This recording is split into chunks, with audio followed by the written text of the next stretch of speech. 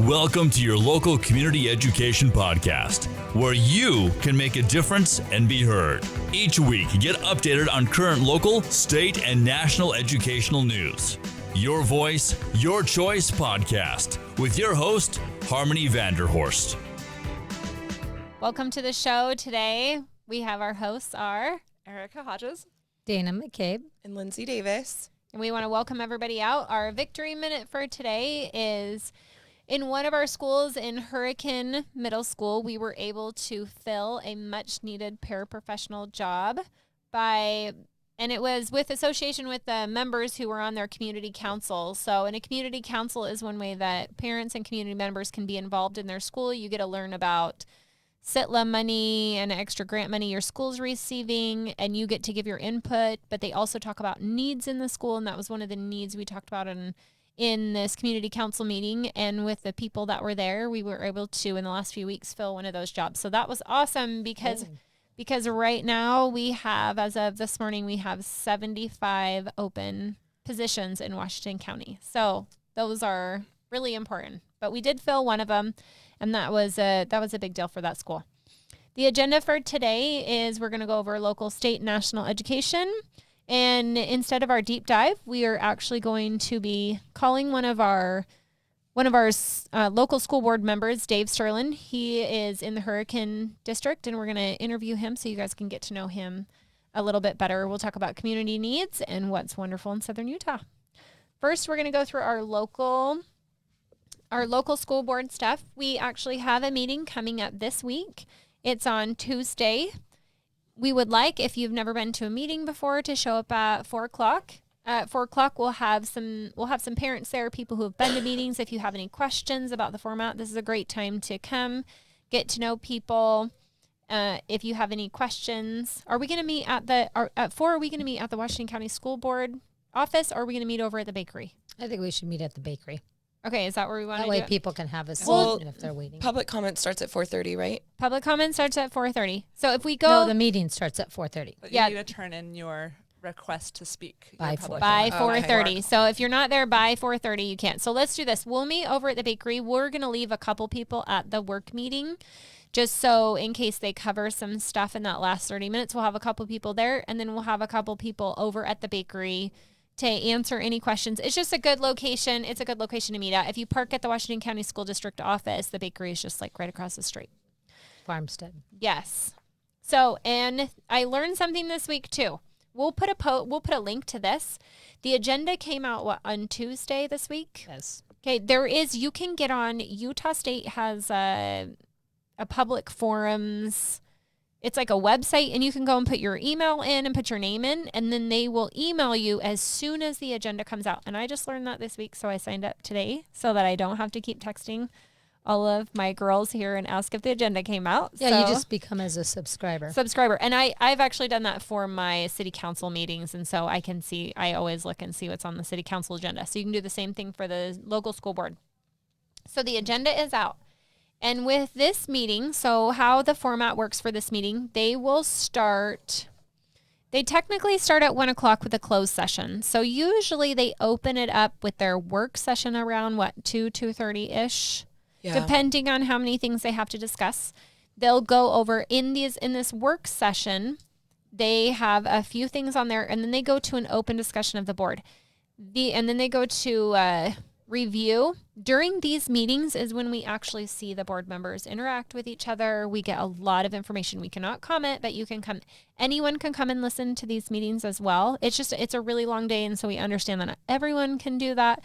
If you can, it's a really good time to learn. It's super informative. And you can also, sometimes it's good to go to these work meetings because you can base your questions during the public forum off of what they have just barely discussed. So it's really relevant information. And then that's how you find out. How did they come up with that? Who decided on that? Yeah, which board member brought that to light, or who's supporting it and who's not? Where was the discussion? How did that happen? Yes, you can usually tell in these work meetings. They're very informative.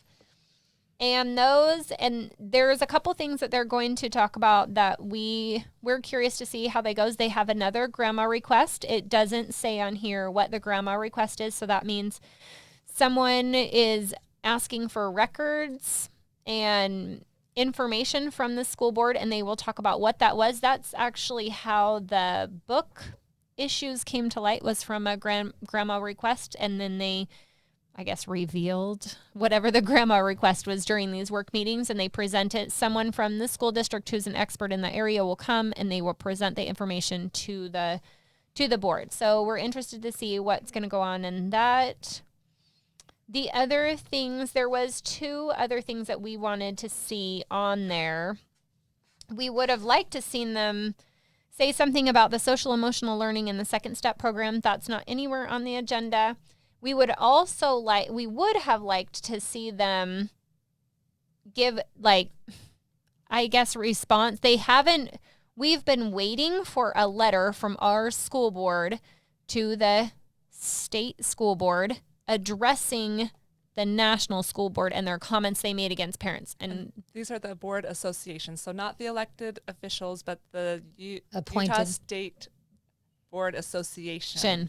So a little bit different than the school board. Well, and what's crazy to me is that neither one of those items are on there, and there's such huge issues in the state, around the country. We're watching them all over the topics. place. When we watch, so we pay attention to a lot of other school boards, what's going on. We watch the state school boards. We watch other school boards that are on YouTube. We all take turns, finding what's going on, and ours does not have those on the agenda. So one way that we can address that as parents and community members is during the open comment section. If you don't have a comment, or you would like to help and want us to write you one, we would like to have parents and community members come and just say, hey, we're interested. We want to know why this wasn't on the agenda. We would like this topic addressed. And what happens is the newspapers there, this part of the meeting is recorded. It's on file for people to come and see. So the school board has to report and respond to these questions that parents ask in these open public forums. And if you do have a question, just be aware that you can't go past 3 minutes. You don't have to use the whole 3 minutes, but they will cut you off. So 3 minutes or less. So this is just a good time to take advantage of that. Was there anything else that I missed? In their work session, I did notice that they are going to be the library book review committee is going to talk about their findings. Oh, So yeah. I don't know who is on that committee, probably the administration, superintendent, and maybe some of the librarians. I'm not sure if they've brought them in yet for that, but they will be reporting on that, and I'm eager to know what their decisions are. I know you wanted to help them with it. You offered. I was not invited to that. They said that I know you offered to help, though. I did Thank offer you. to help, and they said they have parents already on those committees. I don't know who. Yeah, those we don't are. know we don't know the vetting process for that, right? We haven't quite figured that one out yet. Right. We will. But we are still eager to help. So if anybody from the district's watching, just reach out. Or Yeah. any parents that are on that committee. Yeah, Please and- reach out. Yeah, please reach out to us and let us know how you got on there. The other thing I've told parents too who've come to me and asked me that if this is true, I said, well, go to your school and get this book. Like, you can get these. What's it called? The Laverne in the library. Laverna in the library. Laverne on in the Facebook. library. Yeah, she has all kinds of lists, and you can take those lists to your library and see. Out of watching all the stuff in the state go on, honestly, in Southern Utah, I have been pretty happy with our libraries down here. I mean, compared to some of the drama in the other school districts, ours have been pretty. Our librarians must be pretty good. So Yeah, I have been I agree. happy. But I agree. I am curious to see how that review does go. And that was another thing that we were hoping to see on the agenda, was kind of an update on what our district is doing and what they're going to do going forward with these books. So we're curious to see how that goes. And that's all I have for local stuff. Lindsay, you want to do state stuff? Okay, so like Erica mentioned last week, 3 of our state school board committees had meetings on December 3rd. I only had the chance to listen to the Standards and Assessment Committee meeting. That's where they discussed the gender identity guidance letter. The school board started the meeting off with 7 public comments. And in a state with 3.2 million people, I found that extremely low. I even tried to make a comment and they said they were already full. So 7 people. I thought that was a little strange, but Especially when it's something so important yeah, to address. exactly. So could you have emailed in? Did they read any emails, or was there No. another way you could comment? No. Nope, that was it. Yep. Okay. All of the parents that spoke had concerns with the guidance letter. One parent's concerns were with the language the committee was using. She believes they're deciding what fits their selectively defined equity narrative and not using the proper terms like gender dysphoria simply because they don't like the sound of it. And another parent asked the committee if they are really going to give our children the environment in which the opposite sex can act out some of their unhealthy sexual beliefs.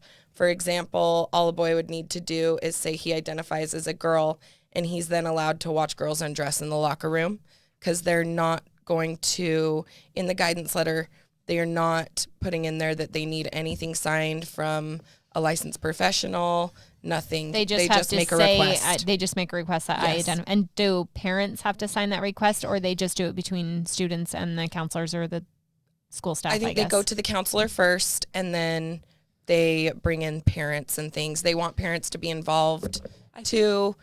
They kept going back and forth on those kinds of things. They ultimately ended up deciding that parents should be involved if it's safe. But so that same parent, though, asked the committee, in my opinion, which was the most important question, and that was, what are they going to do to protect our children? And after watching the 4.5-hour meeting, the only answer I got was that if a child using the facilities that coincide with their biological gender feels uncomfortable, they would then need to ask for special accommodations. And after if they know a transgender student is there, then they can ask for. Then they can ask for. They would have to leave. Yeah. They would have to leave. Yes. Okay. So the student that doesn't identify as transgender in a girl, so if she's a girl in a girl's locker room or bathroom, she does not identify as She's the one that would have to ask. She's the one that would have to ask for accommodations Yeah. in another form and get different accommodations. Yep. Okay. Wow. And then they moved on to how they want to handle preferred names and pronouns. And when it comes to involving parents, they did run into a snag. The state statute that gives schools discretion on whether or not to inform parents of behavioral issues conflicts with the parental rights statute. So they ultimately decided that parents should be involved. And then when it came to the teachers, the poor teachers, I feel so bad for our teachers, but the committee's legal counsel stated that if a teacher does not honor a student's preferred pronoun, it would indeed be considered discrimination. A committee member then asked if we're throwing our teachers into the lion's den, and the chairman responded with, "This letter can't be aspirational. It needs to be practical and needs to abide by the law as of today. Its purpose is to keep our teachers in our schools out of legal trouble." He said nothing about any of the students' safety. It was mainly, yes, legal trouble. That's their main focus right now.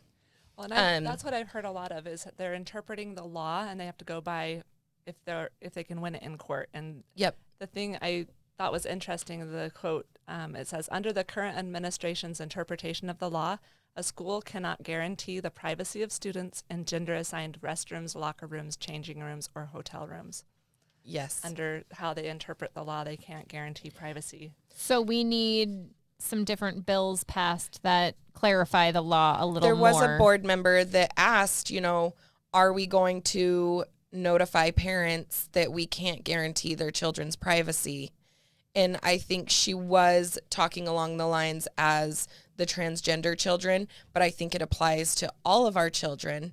And all of them agreed that yes, they would have to tell parents that they can't guarantee their privacy. Wow. But it seems as though they now have an outline and will pass it on to their staff to draw up the actual guidance letter. And they did make it clear that it's going to be a long process. This isn't a finalized thing. And they also wanted to make it clear that this is just guidance, not policy. They're going to send it on to LEAs, so our districts, and have them create their own policy. So if we do have concerns, if parents out there have concerns, they need to go to our board and come to our meetings and start voicing their opinions. Probably to our commenting in the open comment section at the board meeting. Say, hey, what's going on with this? I'd imagine there's going to be some legal challenges to a lot of this stuff. Yeah, I would think so too. Yeah, I guess I think that they're kind of getting lost in the whole thing of the transgender children's discrimination and almost kind of discriminating against the other kids. I feel like it could go both ways at this point. So trying to figure out where the middle ground is. Yeah, exactly. Okay, thank you. Okay, go ahead, Dana. Okay, on to the national level. I hate to beat a dead horse, but this thing is heating up with the National School Board Association and the White House. The plot is thickening. So since we met last week, or had our show last week, Jim Jordan, who's a ranking member in Congress, is requesting a subpoena for the Justice Department.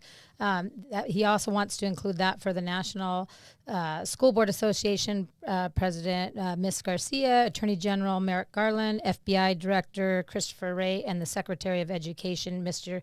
Cordona. So as you can see, these people are in the highest positions in our federal government. So it's really critical, and it's time-sensitive information. So I just going to look at my notes here to make sure I get these dates right to go over it, because a lot of things happened in 5 days. So on September 29th is when the letter was issued to the Biden administration. Basically, they wanted to use the Patriot Act to go after moms and dads who are attending school board meetings that were speaking out against CRT, calling them domestic terrorists. On October 1st, which was 2 days later, the NSBA, National School Board Association, Ms. Garcia was appointed to the board, which former Governor Herbert was just appointed to. We talked about that last week, the board that oversees the National Assessment of Educational Progress. And so that was interesting. Then 2 days after that, the Assistant Director of the Counterterrorism of the FBI, Timothy Langan, was having conversations with the Department of Justice on how to implement a memo. The crazy part is the memo hadn't been written. So there was a lot of stuff going on behind the scenes, and the only reason we found out about all of this was there was a FOIA request, which stands for Freedom of Information Act's request. So it's pretty much the same as a grandma request, Pretty right? much the same, okay. Yes. Just on a federal level? On a federal level. And so then they found out. So can we do that? Yeah, no kidding. Yeah. So what we learned is that the assistant director had also sent an email to special FBI agents to designate parents with a threat tag. That infamous memo was written after the assistant director had a conversation with the Department of Justice, and then the memo was written and sent to all 94 judicial districts around the country, basically dedicating a snitch line to report moms and dads who showed up at school board meetings to speak out against the critical race theory.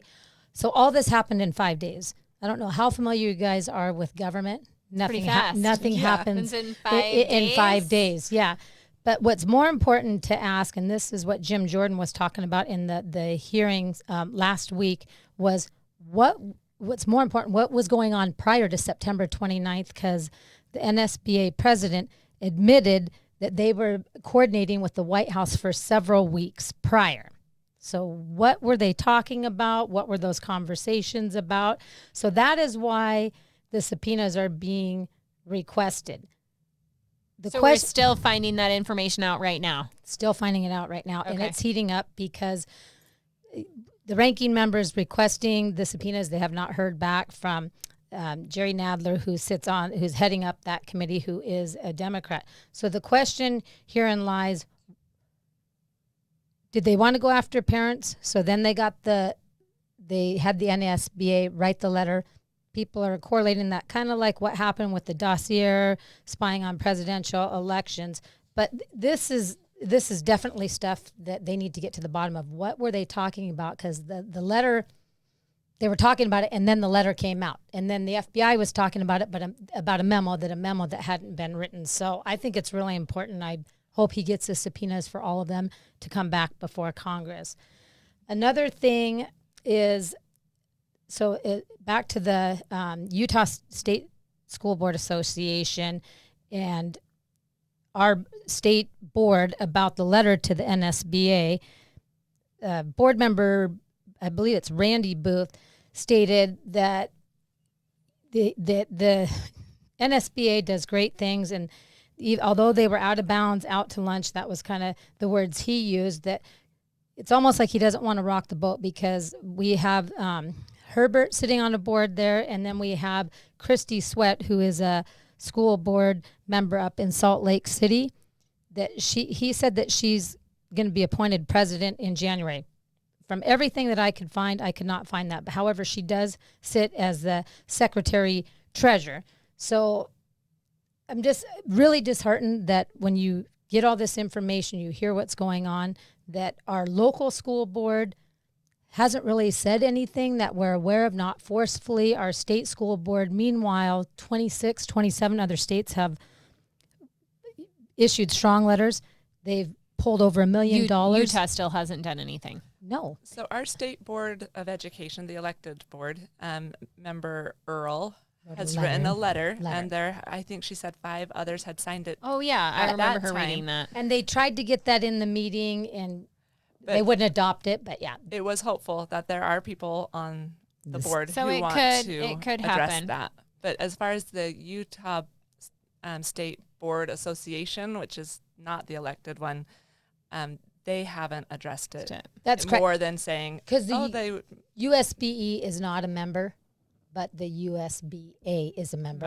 Of the National School Board Association. Bring it local. Why this even matters is our school board does training with the NSBA, so they have retreats and board association training with them. And right. Hey, for sake of time, let's call Dave real fast. We are going to get into this more in we're going to do a deep dive. So we're going to call Dave real quick. He's one of our local school board members. Why you call him? It does matter.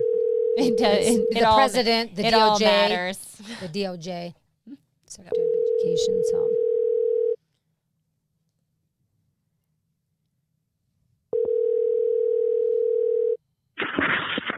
Hello. Hey, Dave. This is Harmony. We're live on the air. How are you? Hello, Harmony. I'm wonderful. How are you? Good. Hey, we just have a few minutes with you, and we just wanted to ask you a few questions. We're trying to get our local people here to know our school board members a little bit better. So we just wanted to know, how long have you lived in Southern Utah for? I have lived in Southern Utah almost all of my life, so almost 6 decades. He's got a lot of roots here. 8 for sure. That's awesome. And how long have you? What interested you first in running for school board? Well, I have 6 children, and every one of them have been involved in public education. I always felt like it's one of the ways I could make a difference, not only in their education, but in the students in Washington County by being able to serve on the school board. It's something I've always been interested in and felt like that there was an opportunity to serve and to give back. So around 7 years ago or so, I was contacted by a couple individuals to see if I had any interest. Very busy with different business pursuits, but I thought I could find some time to do that. So probably that's the best answer. It's just an opportunity to serve and to see if I could help promote education in Washington County. That's awesome. And tell me, I know the school board members have different committees they serve over. What are some of the committees that you serve over? I've been involved with Dixie Tech over the years. Right now I'm with the foundation. So the Washington County School Foundation is one of the committees that I'm involved with. And what does the foundation do? The foundation is responsible for generating funds to help the educational process. One of the main things that we do with the foundation board is we help secure classroom grants for teachers to help them in the classrooms, provide funds for the teachers to that they probably don't get otherwise. They'll come up with different ideas that they need that will help them in the classroom. Last year, I think we generated somewhere north of $300,000 dollars that we gave to teachers in Washington County. And this year we'll have similar. We also on the foundation generate money to help Stirland Scholars, which is a program that's been in Washington County for 30 or 40 years, where we give money to graduating seniors to help them in their college pursuits, where they want to continue their education in college, so with scholarships and other things. So foundation's a great industry, great people that have helped over the years, and businesses and individuals have been donating to the foundation over the years, have been remarkable and wonderful in how they've helped promote education and helping individual students. So that's some of the things that the foundation does. That's awesome. And then our last question we have for you: when parents and community members are concerned with issues that are going on in their schools, what is the best way for them to communicate with their school board members? Or is it to go to their principal first? Is there what's the best way for them to voice their concerns? Well, it depends on the concern, Harmony. I mean, you're like the poster child of how to do this. Basically get your local board members email and cell phone, and then you can just text them. Are you saying you've heard from Harmony a lot? You want us to give your cell phone number out? Harmony's on speed dial. You know what? I mean, I've always felt like, me personally, I've always been what I felt incredibly approachable from the constituents that want to talk to me. My cell phone, if you want to give my cell phone out, I have no problem with that. Each board member has an email address. Try to answer every question. Depends really on what you want. I mean, if it's a board issue that needs to go from the board, or if it's a local issue with a principal or a teacher, a coach, an administrator, anybody, I just run up the chain. Usually depends on what you're trying to accomplish. If you have a question about a policy that the district has, obviously that would be a board issue. If you want to talk finances from the district, obviously that's another issue. It's interesting, in the almost 7 years that I've been a board member, people have called me for so many different issues. And again, I try to be available, but frequently those issues can be solved through the local administration, teachers, and others. I have no problem with any issue and do my best to try to answer them the best I can. So the question is, what's the best way to approach a school board member? Obviously, just email, local, local access. People have phones or whatever. I don't know. I mean, that answers your question, but nope, that was great. Personally, I just feel like I need to be available for anybody who wants to talk or has an issue with school or education. And Dave's cell number is just kidding. You can actually get his email on the website. Right. We won't give your cell phone out today. Maybe tomorrow. Maybe we will tomorrow, though. That's probably fair. I could always give your cell phone out too. That's true. Hey, thank you so much for letting us talk to you. We appreciate your time.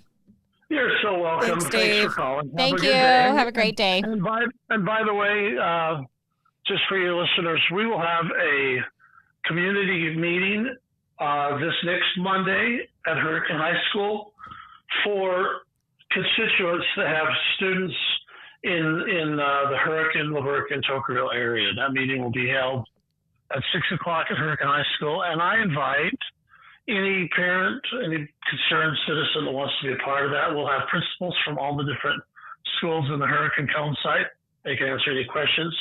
We'll have a couple of board members. We will have district administration also there. So if anybody has any questions and they want to be a part of that conversation, we'd love to have you there. And it'll be a little less formal than, say, a board meeting. So if anybody wants to come and ask questions, I would kind of counsel to not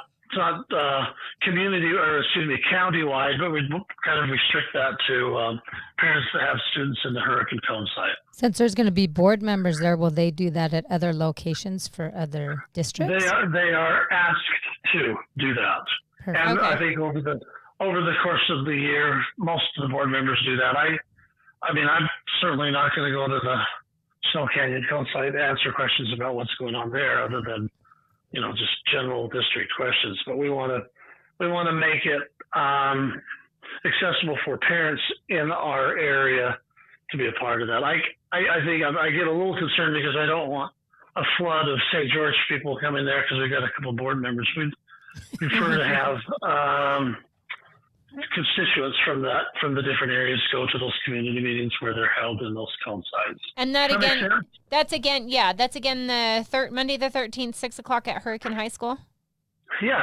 Okay, and that's K through 12, like any students in those grades. I'll have principals from the hurricane schools, elementary, middle, intermediate, and high school will be there. I mean, it's real, like I say, informal gathering where parents can, like, I'm going to ask the principals to kind of give us a state of their school address and tell what's going on there, and then we'll open it up for questions. And I try to have them yearly, and this is the one we're going to have in December, and if we need to, we'll have another one. Awesome. That's wonderful. We'll get that message out there too, and we'll advertise that to the hurricane. Yeah, it's going to be emailed. It's going to be emailed to every household of every student in the hurricane cone site. Just Okay. So you know. And so should they watch for that email in the next day or so? Yeah, I think I don't know if it was sent today or yesterday, and we try not to do too far in advance because people forget. But Yeah. it should be sent from the district to each household. So Okay, perfect. We'll watch for that. There you go. Okay. You ladies have a great day. Thank you much. Thanks for calling. Thank Thanks, you Dave. so much. Thanks, Dave. All right. We'll see you. Bye-bye. Bye. Bye. See ya. And that was Dave Stirland from the Hurricane District. So that will be kind of like a town hall type of meeting. And I would definitely encourage anyone in those areas to come. If there are board members are going to put forth effort to organize meetings like that, we should definitely come and Yeah. show And- our support. Hey, and if they don't want people to go from St. George, then let's have some in St. George. I know. You don't have to Terry. push people though to drive to Hurricane because it's so far away. Right.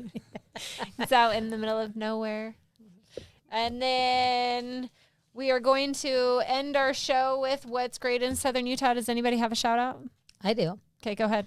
So yesterday I went to Las Vegas for the Cowboy Christmas and the rodeo. NFR? Yeah, NFR. Total blast. But what I will say is it was fun to go, but it was really fun to come back. At those two events, great community. But as a whole, just being out and about, shopping in Vegas and stuff, the social mood of St. George, it's hard to beat the social mood we have here. It's just upbeat. it's People awesome. are happy. I and- agree. I I agree. Awesome.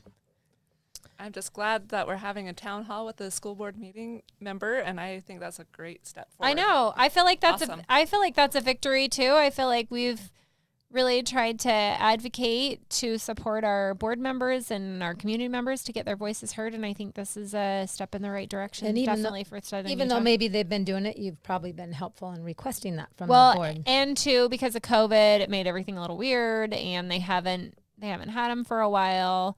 So I think this is great. So, Yeah, I'm excited. I think this is what we kind of wanted. So yeah, that's awesome. And if you guys have not figured out who your district person is, who your representative is, that's definitely your homework that you need to work on this week before Monday. Let's do your call to actions are you need to find out your district representative. If you know yours, you need to tell your neighbor so that your neighbor knows too. Another call to action that I would have for you is you need to get registered to vote, because you can't do anything and you can't really help us if in this next year during the elections, and that's how people change, is if you're registered to vote, you can make a difference. And because I like to beat a dead horse, Tuesday, December 14th, 4 o'clock, Farmstead or Washington County School District. We'd love to meet you in person. We'd love for you to meet the board and get your questions answered, or just to observe, to see what actually happens at a school board meeting and meet other parents that are really interested in our children's education in our community. So December 14th, call to action. And the other thing, too, is we are going to try to extend our committee. We are looking for some other people to help. We are also associated with the Utah Parents United. So if you guys are not registered with the Utah Parents United, you need to get on their website and get registered with them. And then you also need to sign up for the Mobilize app. We are learning some more communication capabilities through that app, and there is a lot of really great tools they have on there, but you've got to be registered with them in order to do that. And so we are going to shortly here need someone to help with the website, with some social media stuff. We're all moms with kids, and we all volunteer our time. And so we could use some more help. And so we're looking for some people who want to do that. It's helping us, but it's helping yourself for the community you live in and for your kids. And if everybody together, we can do a lot. Alone, we're not very successful. Yeah. Anything else we wanted, girls, before we go? Do we have another guest lined up?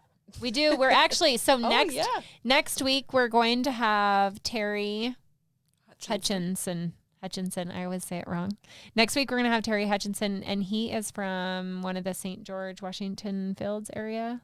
Which one is it? Yeah, because he's another district. He's not my representative, but he's going to be here next week. Same, and we're going to have him call. And he does the radio sometimes, so he ought to be a good guest. Yes, and so he's like professional radio guy, and he is one of the newer board members that we have. He's probably, I think, one of the newest. He's only has he served a term, or is this? I don't think we'll find out next week. Yeah, we can ask him exactly how long he's been on the school board. And he's very responsive. He gets back to you when you email him. He does. Takes phone calls. So we'll have him next week. And then our 2 shows over Christmas, what we're going to do is we were going to do it this week, but we're going to call it Story Hour. We're going to tell you guys our story, how we got involved. So we'll have that over Christmas. And then the other show that we're going to pre-record is we're going to go into all the NSBA and the USBA and the USBE and the UPU. All these different groups, and talk about which ones are elected, which ones are appointed, which ones actually make the rules, which ones vote on them and just do the recommending. And so we're going to kind of try to clarify that a little bit so you guys can figure that out. Thank you for listening today, and have a great week. You've been listening to Your Voice, Your Choice podcast with Harmony Vanderhorst. Like and follow our Facebook page, subscribe with your favorite podcast platform, and most importantly, share this with your friends. Till next time, this has been Your Voice, Your Choice podcast with Harmony Vanderhorst.